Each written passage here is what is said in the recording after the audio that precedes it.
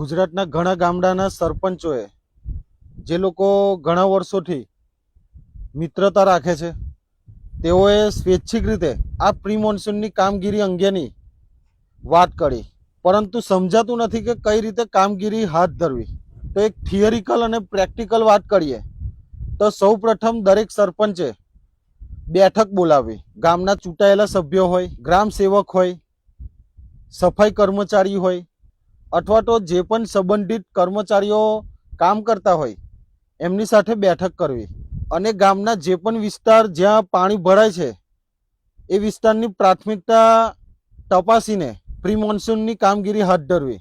પ્રાથમિકતા કઈ રાખવાની હોય છે તો ગામના એવા વિસ્તાર જે દર વર્ષે પાણી ભરાતું હોય, એના આજુબાજુ વિસ્તારમાં પાણી ભરાઈ રહેતું હોય અને જ્યાં શાળા હોય, આરોગ્ય કેન્દ્ર હોય, એની આજુબાજુની જગ્યા હોય કે ત્યાં જતો રસ્તો હોય તેમાં ખાડા હોય કે પાણી ભરાતું હોય, એવી જગ્યાને પ્રાથમિકતા આપીને પ્રી મોન્સૂનની કામગીરી દરેક સરપંચે હાથ ધરવી જોઈએ. એટલે સરપંચે પ્રી મોન્સૂનની કામગીરી કરતા પહેલું સ્ટેપ બેઠક યોજવાનું કરવું જોઈએ.